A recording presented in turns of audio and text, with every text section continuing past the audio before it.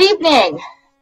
This is the May 14th meeting of the Santa Monica Rent Control Board, which is being live streamed via Blue Jeans in an effort to reduce the spread of COVID-19. Those wishing to give public comment must have made that request via email to the Santa Monica Rent Control Board at rentcontrol@smgov.net by 4:30 today. We've already had our call to order and our roll call. We recessed to closed session at 6:30. May we have a report from closed session, please? Yes, the board met in closed session at 6:40. There was no reportable action, and we recessed from closed session at 6:55. Great. Next item on the agenda is approval of the minutes from April 23rd, 2020. I will entertain a motion to approve the minutes. So moved. Second.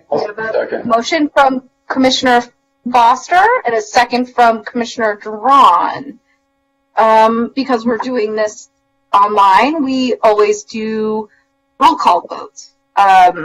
Mr. Gwynn, may we have a roll call vote, please? Yes, Commissioner Sultan. Here. Commissioner DeRosas. Oh, sorry, yes. Yeah. Commissioner Duran. Yes. Commissioner Foster. Yes. And Chair Phyllis. Yes. Enthusiastic, yes. Okay. Okay, motion carried. Next item on the agenda is approval, we just approved the minutes, is special agenda items, which include special agenda, special announcements pertaining to the Rent Control Board. May we have any announcements from our Executive Director, Ms. Condon?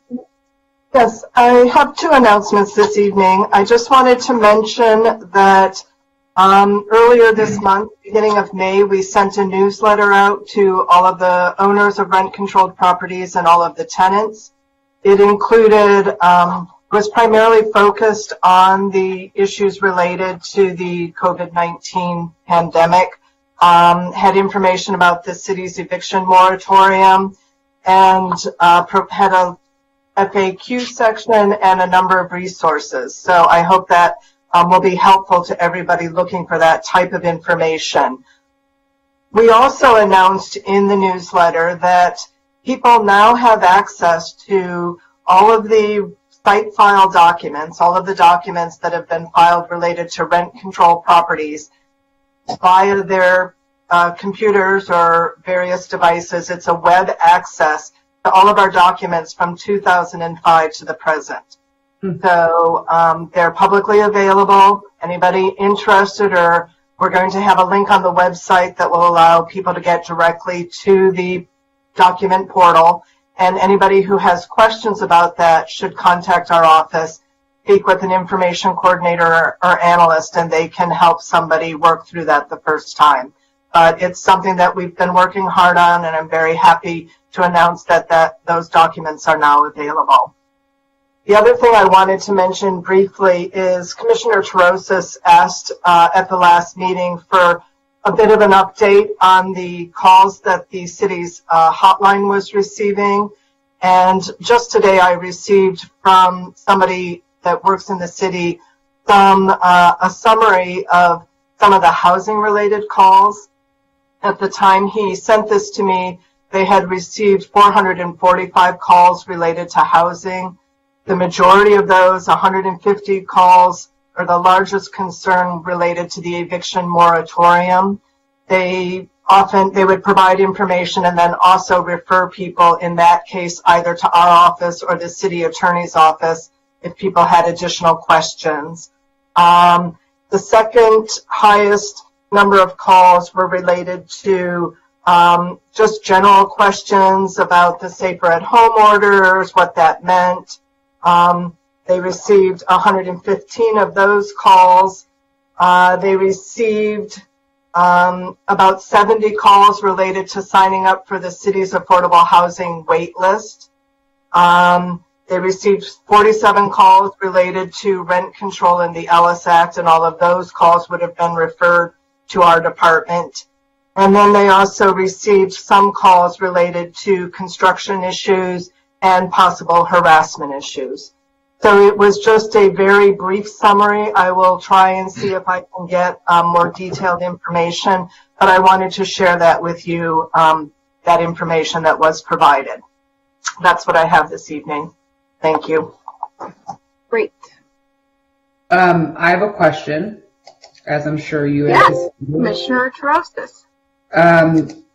Okay, so you stated that 445 calls were related to housing. Just by virtue of comparison, how many calls have they received total? He did not provide any of that information. All he gave me was the housing breakdown, so that's what I'm hoping to get, is a more complete picture.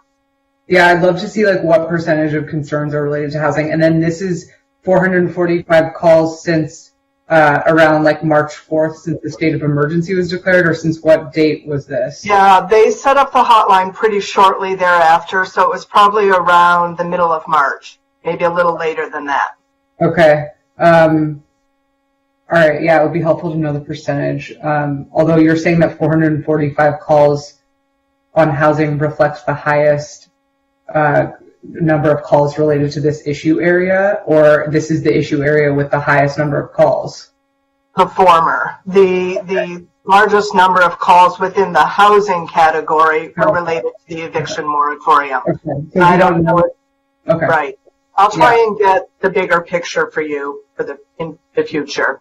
Because, I mean, to me, this doesn't sound like that many calls, but it's hard for me to say just by sake of comparison. And then, how well are we advertising this number? I mean, is this like a number that, like, can we just give the public the number again, or where can people go to get more information about calling this hotline?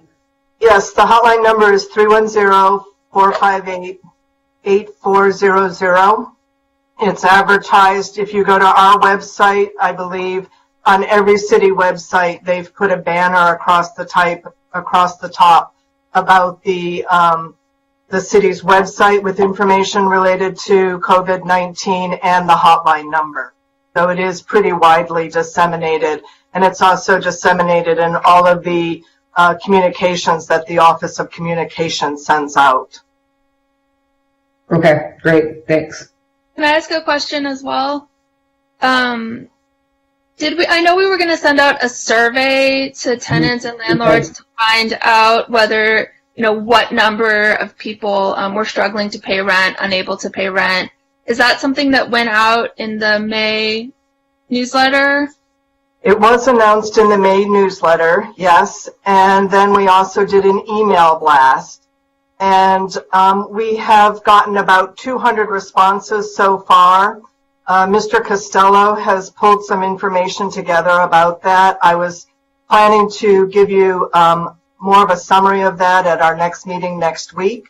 But if you'd like, Mr. Costello can give you some top-level information from it. I've asked him to be ready to do that this evening if you'd like. I mean, if we have it, but obviously, we could wait till next week as well. I don't want to. I defer to you, Tracy, if you think it would be helpful for us to hear this now, or are we keeping the survey open? Yes, the survey is open. So maybe we should entice people to reply by reporting what's happening currently.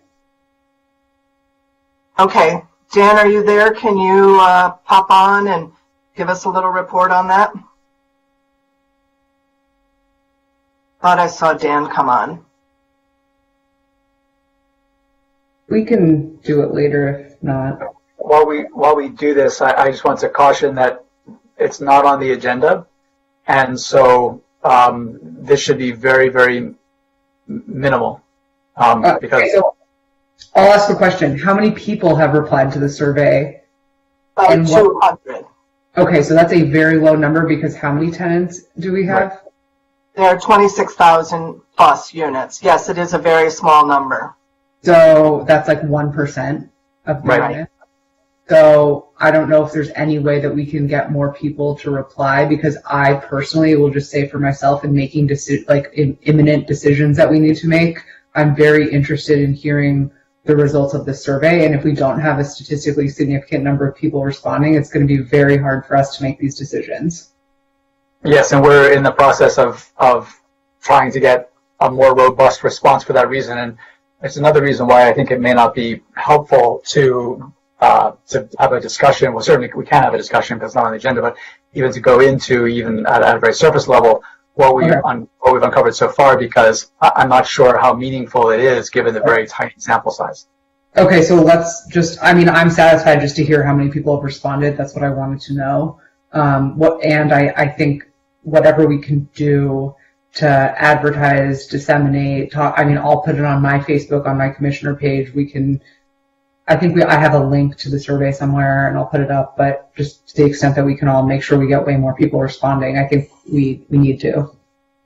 Can people fill out this survey online? It is only an online survey. Okay, it's only an online survey. Yeah. Okay. And also importantly, only for people who live in Santa Monica in rent-controlled units. And is it for landlords as well to report whether they're receiving rent? Okay, so both sort of sides of the.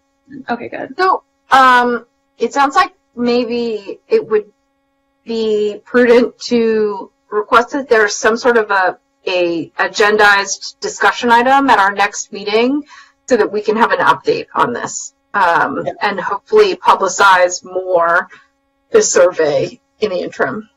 Yeah, that is our intention. We will do that. Okay, next item on the agenda. Oh, I do have one announcement. On Tuesday of this week, Naomi and I, in our individual capacities, sent a letter to the City Council of Santa Monica expressing support for funding of LAFLA and the POD program. And it's my understanding that the City Council is still considering potential cuts, and it could be, I think, up to like 12% of the LAFLA budget, which is roughly equivalent to the salary of one of their 5 attorneys. So that was particularly concerning to both of us, and we communicated that to City Council. The extent that other folks are concerned about budget cuts, particularly on funding, including grant funding, which is how LAFLA gets their money, for programs that assist tenants, I would strongly encourage all of us to communicate those feelings to City Council. Okay, next item on the agenda is 10A. We have 2 owner occupancy exemptions this evening, 10A and 10B, that seem relatively straightforward. The recommendation has been to grant them both. One is an owner occupancy exemption. The other exemption is actually a single-family dwelling exemption. The chair would, given the clarity of the recommendation, the chair will entertain a motion to grant these on the recommendation set forth in the staff report that we received in advance of this meeting. Okay. So there's a motion from Commissioner Tarosis. Is there a second? I'll second. Okay, a motion from Commissioner Tarosis, second from Commissioner Duran. Can we have a roll call vote, please? And this will be to grant the owner occupancy exemption for item 10A, and to grant the single family dwelling exemption for item 10B. You want to roll call? Mr. Gwynn, can we have a call vote, please? Yep. Commissioner Foster? Yes. Commissioner Duran? Yes. Commissioner Tarosis? Yes. Commissioner Salton? Yes. And Chair Phyllis? Yes. Motion carries. Great. We are now on item 10C, which is an appeal of a hearing officer's denial of rent decreases for alleged reductions in housing services. We have one speaker on this item, but before we get to that speaker, may we have a staff report, please? Commissioners, this is again D-5180, which is for 1333 Oak Street, Unit D. The petitioner and the appellant is Mr. Larry Schuster, who's the tenant in the unit. Mr. Schuster filed a rent decrease claiming an absence of required maintenance and reduced housing services. The hearing officer granted him a rent decrease for many of the alleged conditions, but denied it for his alleged reduction of yard service. Mr. Schuster appealed the denial of this item, but he filed his appeal 3 days late. He explained that he tried to appeal it on time, but that City Hall was closed due to the measures taken in response to COVID-19.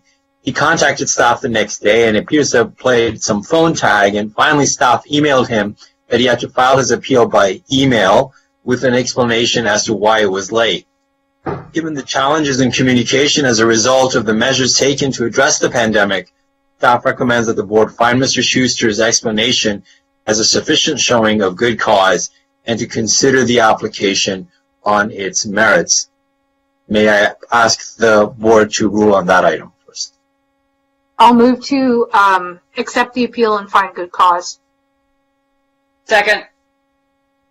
We have a roll call vote, please?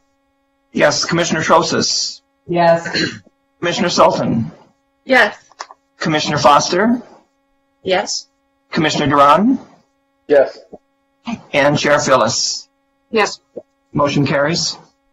Great. Thanks. And now the merits. The record, Commissioners, however, does not support Mr. Schuster's substantive claim for reduced yard services. He himself admitted that the yard is being kept as it was when he moved in. That means that when the landlord set the initial rent for his tenancy, he was maintaining the yard as it is now. Therefore, there has been no reduction in yard services. And although Mr. Schuster concedes this point, he argues that he should get a rent decrease because the yard is filthy in violation of state habitability standards. First, Mr. Schuster claimed reduced yard services in his petition. And due process, therefore, precludes the board from granting him a decrease for something other than that which he petitioned for. But even if he had petitioned the board for a rent decrease for quote-unquote a filthy yard in violation of habitability standards, those standards deem a unit, quote, untenable if the grounds are not kept clean, sanitary, and free from accumulation of debris, filth, rubbish, garbage, rodents, and vermin. The photos which I attached in the staff report show that this is not the case with this yard. The yard contains little more than dirt and weeds, and it's not filthy or strewn with rubbish. Mr. Schuster also believes that he should get a rent decrease because the landlord's gardener is using pesticides in his yard without giving him a written notice about those pesticides as required by state law. Again, this is not what he sought in his petition, so due process would preclude a decrease for this allegation. Moreover, the board is not authorized to enforce any and all state laws relating to the landlord-tenant relationship. Its mandate is limited to preventing rents from increasing to an unfair degree. While the board may grant a rent decrease for violation of state habitability, health, and safety standards, that is true only to the extent that a violation of those codes unfairly increases the landlord's rate of return, resulting in what is called a backdoor rent increase. Violation of a pesticide notification requirement has nothing to do with an unfair increase in the landlord's rate of return. Mr. Schuster may have remedies for this violation under state law. That those remedies do not include a decrease under Santa Monica's rent control law. For those reasons, staff recommends that the board deny his appeal on its merits. Thank you. We have one speaker on this item, Mr. Schuster, who is the tenant. And as appellant, I believe Mr. Schuster gets 5 minutes. Mr. Gwynn, can you please elevate Mr. Schuster so that he has speaking privileges? It looks like he is unmuted. Welcome, Mr. Schuster. You have 5 minutes. Hi, how's it going? I moved in to this unit 8 years ago, on tomorrow, actually. The lease started on June 1st, though. And since I've moved in,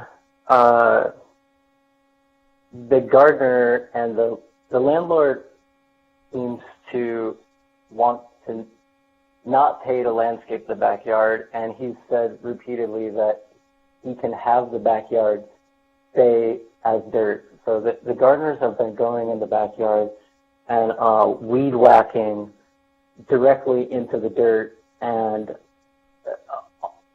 it's depending on how much grass or weed go back there. They've been the policy is just going back there and cutting everything down.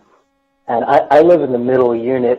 If you notice in these two photos here, the one to the left, that's not actually behind my house. The one to the right is right behind my unit, where there's, there's more dirt there. I live in the center unit, and this place is 6 units, so my center unit, it gets really hot in here, and I have to open the windows to get some cross breeze. And when I do that, it creates like a wind tunnel along the back, and all this dry, this photo on the left is probably the best that I've seen the yard in, but generally it's just dirt back there. And when I open the front and back windows, this dirt aggressively blows into the house. I avoid using the back because I can't get in and out of the back gate without getting dirty. I have to roll my cups up. I actually pick my bike up when I carry it out because I don't want to wheel it through because it's so dirty back there. But the dirt is aggressively blowing into my house. I have white blinds here, and if you look on the back side of my blinds out to the window, they're not white whatsoever. It's a hideous dark brown from this dirt blowing in. On top of that, Javier has been having the gardeners come and apply chemicals to the straight dirt in the back. And these chemicals, they don't just go away. This stuff gets into the dirt, it becomes airborne. Recently, I got some new screen back doors, and within a few months, just trying to clean these screens, I just recently cleaned them for an hour, and they're covered in black filth from all of this dirt blowing into the screens. And even after cleaning them for an hour, if you rub your hand along the screen, your hand still turns filthy black for an hour. Anyways, I can't open my windows, and this place turned into like an infernal hot, and I'm stuck in this place during the quarantine, and it's worse than ever now. And everyone that I've talked to so far in rent control has told me that the backyard couldn't just be dirt. In mediation, the property manager already agreed to landscaping the back. He admitted that it was in a bad state. And then Javier, the owner, he doesn't want to pay for the landscaping in the back. And he also had the property manager told me after this last hearing that if he did have to re-landscape the backyard, he was going to cut down all of the trees, all of the bushes, the succulents, do the whole property, and which would be I'm sorry to interrupt. It's important because this is an appeal that the board can consider based upon the record. Things that happened after the hearing record closed are not properly before the board. Okay. I'm sorry for the interruption. You told me this directly after the hearing. So. How many minutes am I at right now? Excuse me. Sorry. You're just about to hit 5. Okay, great. Well, we may have some questions for you, however. I don't see any questions from my board members. I do have a question for staff. It looks like in the staff report, the recommendation concerned whether there was a reduction in yard services, whether there was a decrease for a dirty yard, but in the underlying petition, I saw other requests for maintenance-related conditions, which the appellant also touched upon briefly today. Are those also at issue in the appeal? Yes, they're Commissioners? I filed.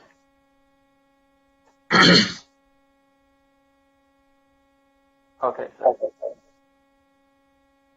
Is the appellant done speaking? I thought I might have a question for him, but I had a question for staff first. Okay, I'll just mute him, the appellant, right now. Okay.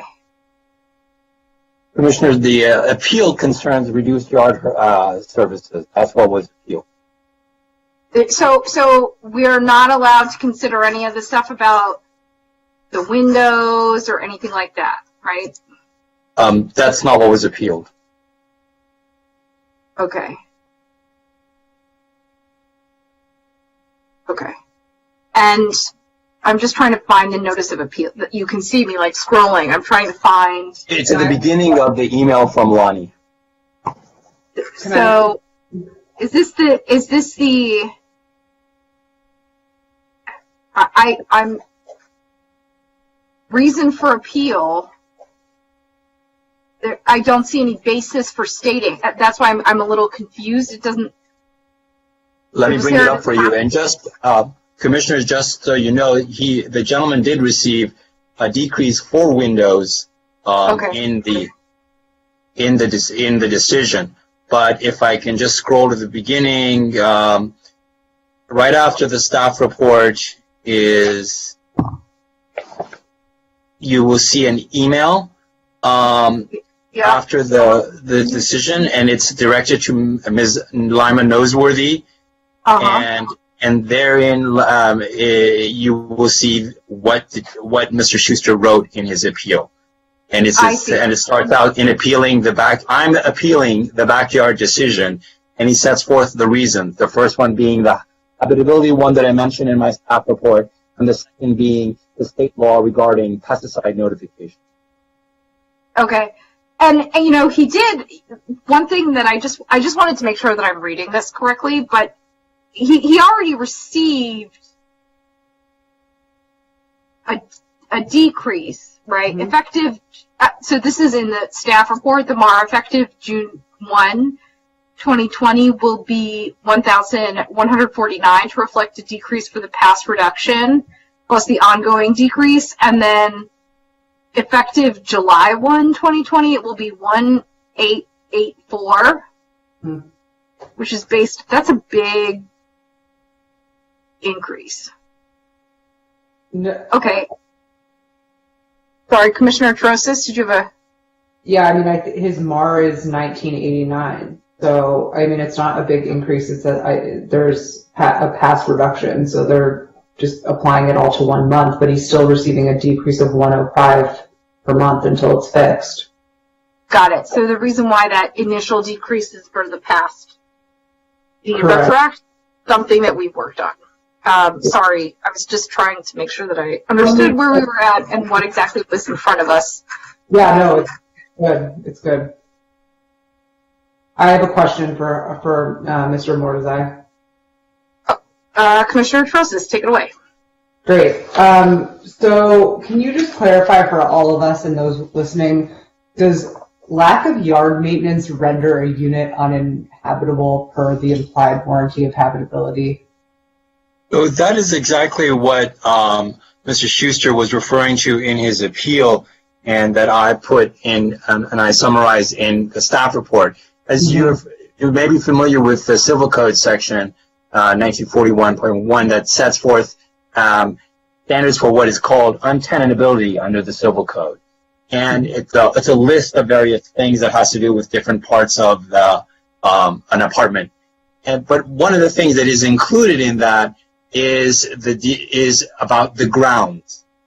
and the language is, if grounds are not kept clean, sanitary, and free from accumulation of debris, filth, rubbish, garbage, rodents, and vermin. That is a standard under which one can be deemed to have the unit be deemed untenable that is exterior to the unit. Of course, in this case, though, that is not what Mr. Schuster had alleged in his petition, which is the first point that I'd made. But yes, you can have a violation of a habitability standards for things that occur in the grounds as opposed to within the unit. Right, and so what you are, reaffirming for us here is that the issues as alleged did not rise to the level of violating the implied warranty of habitability on the grounds that he set forth here, right? Correct, because the issue that was alleged was reduction in yard services, and that's a very different thing than a filthy yard. Right. But just so that you would know what exactly did the yard look like, I attached the photos to give you a sense of that yard, which don't appear to be anywhere close to what would violate tenability grounds in the civil codes. And just to also clarify for everyone, was yard maintenance a condition of his tenancy? Was that in the lease? I unfortunately don't have access to the lease to be able to tell you if it was, but naturally, however the yard was being provided to him when he rented the apartment, then he would be entitled to have the yard continue to be maintained for him as a housing service of his tenancy. It's part of the basket of goods for which his rent paid for. Okay. I have no further questions and I'm satisfied. Thanks.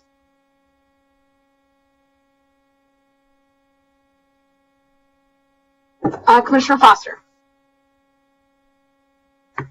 Thank you. I don't have a lot of further comments on this, but I think it's important that the appellant understand and that the public understand. You know, in my 4 years on the board, we get so many cases and appeals, both from landlords and tenants, where there would seem to be a logical train of thought that says that this board should be able to affect a lot of things that go on between landlords and tenants, when in fact, all we're allowed to do by law and by our charter is regulate the rent levels. And I was reminded by staff when I inquired in my questions about this case this week, even I have things that don't work and in my apartment and on my grounds that have been troublesome from time to time. And because they were there that way from the very beginning and continue to be, they're not something we can do about under these circumstances in this type of a hearing, an appeal of staff's decision in the hearing process. So it's not that I'm not sympathetic. It's not that I don't understand that things are not always perfect in an apartment or apartment building. But I am satisfied that staff has met the letter of the law. And that's what we have to follow as commissioners. You know, I hate that you have black stuff on your screen doors. I do. But it's not. Staff told me that they advised you of your ability to pursue other causes in other venues. But for our venue, I am satisfied that staff's recommendation is correct. And not without sympathy or empathy, but it's to the letter of the law. That's it. Thank you. Mr. Drawn. Yeah, I want to add to Commissioner Foster's point, and by reminding the appellant and also the public that on this appeal, our limitations are furthered by the standard of review that we have to look at this case. And we have to ask ourselves, did the hearing officer in making his decision do something clearly erroneous? And based on the evidence that was presented, I don't see any clear error in the decision. So I think that our hands are tied in that, at least in my opinion, in that regard. And then the second caution that I want to throw out there is the due process. we have to stick with what was on the petition and what was written in the appeal in terms of making the decision. And the issue of the reduced yard services was the issue that we were to look at. And based on the pictures that I saw alone, it doesn't seem like there was a reduction in yard services there, as far as I could see, or at least not a clearly erroneous decision based on those pictures that I saw. So those are the comments that I wanted to add, and I'm ready for a vote whenever my colleagues are. Seeing no one else in the queue. Oh, Commissioner Sultan. I just wanted to add, for me, I agree with the other commissioners have said. According to the staff report, the appellant testified at his hearing that there hadn't really been a decrease in yard services. So it's not the pictures show to me that the yard isn't that egregious, but even if, like, let's say it had been maintained wonderfully when he moved in and he was testifying to that, it was beautiful, there were roses, but apparently that's not the testimony that was given at the hearing. He testified that it was, kind of as crummy as it is now, and that's sort of what we have to look at, the kind of distance between how it was when he moved in and how it is now, and apparently that distance is insignificant, and therefore I think we have to uphold the decision. Great. Their motion.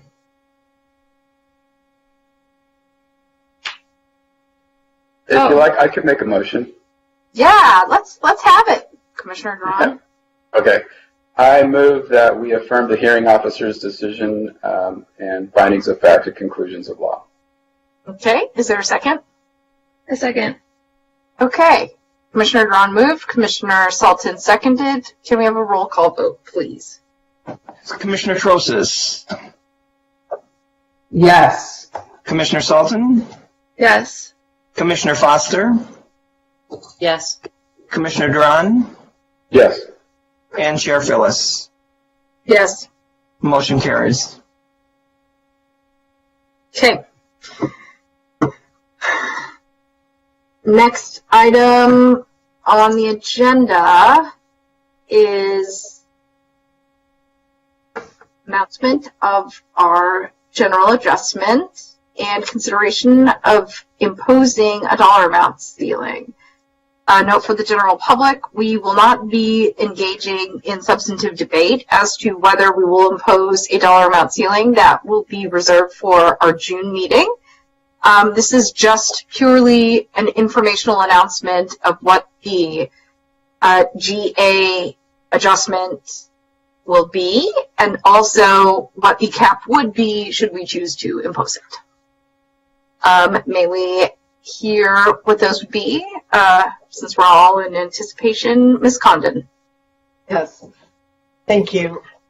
So the Rent Control Charter Amendment provides how the general adjustment is calculated. It is equal to 75% of the change in the percentage increase in the Consumer Price Index for the Los Angeles area, as reported by the Bureau of Labor Statistics for the 12-month period from March of last year till March of this year. For 2020, that amount was 1.9%. The general adjustment at 75% of that, rounded to the nearest 10th decimal place, will be 1.4%. To determine if the board, after hearing from the public, chooses to apply a maximum rent increase, that is calculated by taking the average of the 85th percentile of the maximum allowable rents for all controlled units and the 85th percentile maximum allowable rent for units with tenancies starting before January of 1999. This year, and then applying the general adjustment to that amount. So that calculation this year results in a rent ceiling of $32 per month, and it would be applicable to all rents of $2,250 or higher. And as Chair Phyllis said, we will schedule a public hearing for your June 11th meeting for the board to consider whether or not to apply a ceiling. The only Commissioner- other, go ahead. Sorry. Ms. Condon, I have a question, and I'm not inviting discussion on this. I think because it hasn't been agendized, it would be best preserved for when we address the cap and the GA.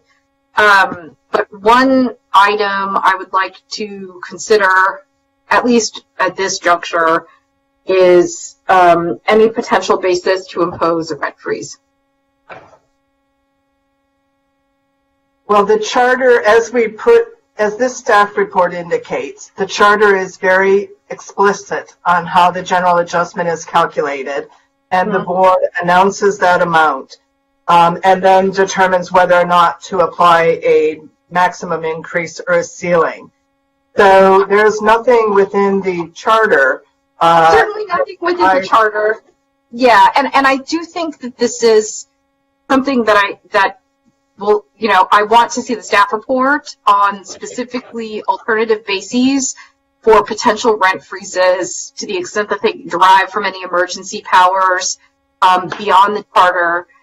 Maybe that we don't have authority to do that, but I think at a minimum, we owe it to be public to be talking about it, because other jurisdictions, especially with the percentage of rent burden tenants that we have, are talking about it. And I think, we should be at least addressing it in a pandemic, and I want our constituents to understand why we are acting the way that we're acting, because this obviously isn't business as usual. Certainly, we can prepare something for the board's June 11th meeting with respect to that. I see that Commissioner Terosas would like to make a comment. Yeah, I don't know, Director Condon here, if we can get like a private memo with a legal opinion, rather than, I just want to make sure that we're doing, the judicious thing here, and protecting ourselves and the public. And I will say that obviously there's reference made here to the LA County Board of Supervisors, who just extended a rent moratorium through the end of June and is going to be evaluating whether or not that should sunset on a monthly basis thereafter. So we're kind of in a rent moratorium state in this county. I know that it's been stated that our board does not have the authority. I'm hopeful that we could at least liaise with City Council in order to protect all of our tenants in the city. It's a really difficult time. I also understand it's a difficult time for landlords, and that's why, again, I'm very eager to see the survey results, and I'm very eager to see the magnitude of the issue. And if people don't complete that survey, it's going to be very hard for us to tell the magnitude of the problem here. Yes. Commissioner Foster, it looks like you might want to speak. Do you want to speak? Nope. Sorry. I thought No. Okay. Yeah, I think, at least from my perspective, I'm expressing no opinion on the propriety of a rent freeze. It's something that I want us to explore for the same reasons, obviously, that it was brought up in the staff report. And I think the general public should understand why, if we are strictly bound to impose the GA and potentially a cap, I want the general public to understand why. So definitely we'll look forward to that.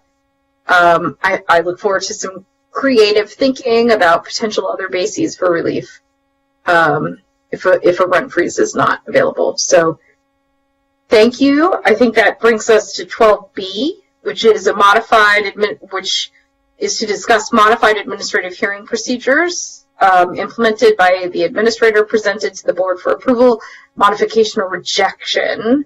So this will require action by the board and a proposed resolution approving of the proposed modified administrative hearing procedures. Move to the consent calendar, correct? We didn't vote on it. It's on the consent calendar. Yes, it was listed on the consent calendar, but in error, because the regulation that the board passed the last time said that it has to be an administrative item. So it was moved from consent to administrative. So we are having a report, correct? Yes, I'll be very brief though. Okay. As I mentioned just a moment ago, at the board's last meeting, it adopted a new regulation, 15020, under which, notwithstanding what it may say specifically in regulations about how appeals and initial hearings before the hearing examiner are to be handled, in the event of a declared emergency, the administrator can make adjustments to those procedures to the extent necessary to deal with whatever the emergency may be.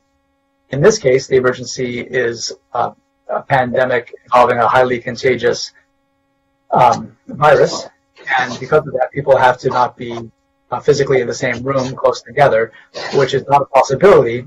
We can't meet that standard if we continue with business as usual, people coming into our relatively small conference room for hearings.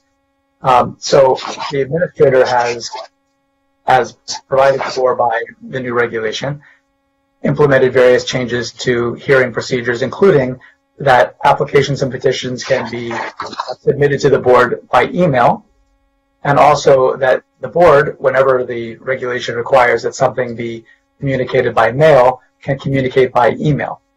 In order to be able to do that, the guidelines that the administrator has adopted encourage everyone who's participating in the hearing process to provide a means by which they can be emailed. They're not required to. If they don't have one, they can still mail things to the board. People can still do everything that they always did before by mail. Nobody's being required to email things to the board if they don't have email, nor is anybody being required to video conference if the only technology they have available to them is telephone. They can do teleconference. But in order to make sure that the board is up to its 100%, as close to 100% as possible level of service, including its very important function of adjudicating rent increases, decreases, and various other petitions and complaints that the board deals with, everything will be conducted as much as possible electronically. And I won't go through the litany of the very specific changes that are made with respect to the citations of individual regulations, but I will say that they are, in general, that things can be filed with the board electronically, communication between parties in the board may proceed electronically, and that will involve people giving us their email addresses if they have them and if they can do so, but that, again, nobody is required to participate by means of a technology that they don't have. One of the things that I mentioned very briefly is that we're conducting, as I mentioned a moment ago, all of our hearings by either video conference or teleconference. There was a question raised at some point about whether that's permissible or proper or appropriate. I would just point out, as I do in the staff report, that the existing regulations provide for no particular means by which a hearing has to be held. The board has always had the ability, notwithstanding the pandemic, to hold hearings by written declaration, by video conference, by telephone call, or any other means, as long as everybody has notice and an opportunity to be heard.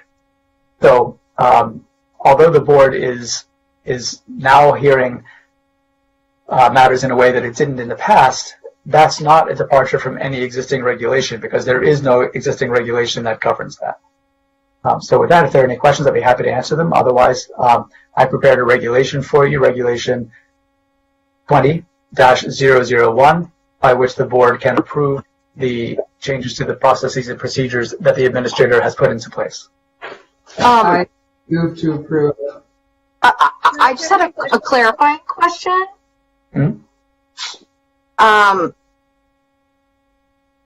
So my question is, and I just want to confirm this,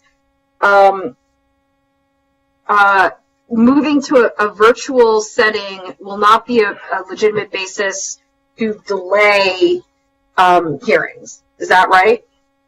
Yes. Well, in general, yes. If the hearing examiner or hearings manager determines that there is some reason specific to a particular case why that's not possible, then in some particular case that could be a reason. But a party does not have the right on their own to say, "Oh, I don't want to do it that way. I want to just wait until there's no need for social distancing, and only then will I participate in the process." That's not a choice that people have. Right, great. And will this be retroactive as well? So for hearings that may have been scheduled between March and now, they will be subject to the same procedures. And I understand that there were previously some objections made to virtual hearing procedures prior to passage of this regulation. Will those be moot? Well, the passage of this regulation doesn't really affect them one way or the other because, as I mentioned in the staff report, the existing regulations don't provide for any particular way that hearings have to take place. So Okay. the board could always have done hearings this way if it had chosen to. There's no requirement, and there never has been a requirement that hearings take place in person. Great. So it sounds like it's crystal clear that hearings will proceed without delay virtually, regardless of when the hearing was set, and that merely the fact of conducting a hearing virtually is not a legitimate basis to seek delay or extension. Correct. Great. Okay, I think there was a motion. Are there questions? I see Commissioner Foster and then Commissioner Sultan. Yeah, I just wanted to say I appreciate staff's deep dive on this and being proactive on bringing it forward to clarify it, because our agency is very fortunate in that we are able to continue our duties to the public and to the landlords and tenants of Santa Monica through our hearings process is one of our most important tools we have. And we're very lucky that we're able to continue our hearings as they are and in a timely fashion. And so I just wanted to recognize that our business is going forward in as normal a fashion and as timely a fashion as we can make it. And I'm very much appreciate it, and I'm in favor of the regulation. Great. And Commissioner Sultan? Yeah, I just wanted to ask a clarifying question. I think we're probably aware that there's like a digital divide, right? So some people don't have as much technology as other people. The people with less technology tend to be low income, older, people with disabilities. And so I just want to make sure that this process is available to those folks. And from reading the staff report, it sounds like it will be, but I just want to clarify. So if somebody is going to email in a petition, right, they can scan it and then attach it to the email. But of course, a lot of people don't have scanners. But can they just take a photo with their phone and then attach that to the email? In terms of how, the short answer to that question is whether that would work. It depends. Okay. What we have done is to clarify that where a regulation says that something has to be done with a wet signature, or has to be, specifically has to be mailed, or has to be submitted with 2 copies, all of those requirements are waived and can be done by electronic means instead. But all of those means that were available before, including sending things by mail, are still there. So if somebody doesn't have the means to do something by email, they can do it by mail. By mail. And if somebody, for example, has some means, for example, by taking a photograph of the document with their phone and sending it, if they can do that in a way that the document is clear and legible, then yes, that's fine. Okay. We in our experience, it often is not clear and legible, so that may not be fine. So I wouldn't want to say, yes, that's fine, and that's how we're going to go, because whether a particular thing works or doesn't work is going to govern whether that is going to be sufficient, because people have to have actual notice of something, and we have to be able to read what they tell us. Right. But as long as it's legible, then that would count, like a picture would... Because we're not requiring that something be done by scanner, or by an online fillable form, or until such forms are available. So my other question would be, so a person has to have a hard copy of the document in order to take a picture of it and scan it, and I know they can't get it by walking into the rent board office now. You can get it online, I checked today, and you can click and print it out. But what if folks don't have printers? Can they get will somebody at the rent board office mail them, Yeah. like mail them a Yeah. hard copy? Oh, great. Yeah. Okay. And they can call and get that done. Yeah, again, I want to be very clear that everything that could be done by mail can still be done by mail. Okay. That has not changed at all. All that's changing is that things before that were required to be done Okay. through some physical document measure can now be done electronically if people A, are able to, and B, choose to. But if they're not able to, or if they choose to mail something in, then they can do that too. Okay. And they can have it mailed to them Yeah. that they could sign it and mail it back. Yes. Okay, great. That's really good to know. You're doing well. Commissioner Duran, I see you waiting patiently. Hi. Yeah, just a couple of questions for Mr. Lewis. So I guess the one thing that I would hope, and I don't remember having read it earlier, was I didn't want there to be any kind of ambiguity that there's a preference now to go one way or the other, is my first point. I just want to make sure the language is clear and that it doesn't say there is no preference as to whether this is done electronically or done the old-fashioned way. It's just providing, more another option for you. Is that true? That the way it's written, is it true? Okay. Well, it doesn't say we don't use the word that there's no preference. What we do is what the regulation requires us to do, which is to say there's a regulation that says it must be done this way, but now you can do it this other way if you wish to. As well. Okay. Yeah, I just wanted, like I said, just not create an impression that now electronic is necessarily a favored way because of some kind of intimidation psychology that might occur with that language. And the second point that's true is that people will have to participate in hearings through some electronic means. They'll have to call on the telephone but in terms of how they get things back and forth, if somebody prefers to mail something, they can do that. Okay. The second point is on that mailing. Say they feel like they want to do mailing the old school way. Do these changes wherein they had to provide things in duplicate or triplicate form, that's erased for them too? Is that correct?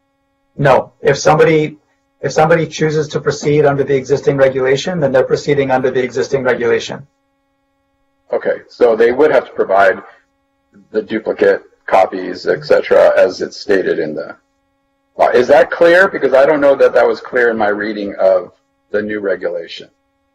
Well, two things. We're not enacting a new regulation. The board is adopting a resolution. And all the resolution does, again, is say where the existing regulation says you must do X, you don't have to do it that way. You can now do it in this other way. So the board is not adopting regulations. The board is simply adopting a resolution that provides for the ability to do things in a way that is different from the way that the regulation spells out. I understand. As I said, they can still mail things. They can still receive things by mail. If, for example, somebody said, well, I have this thing that I'm filing by mail. The only way I can provide 2 copies is if I were to go to Kinko's and they're closed.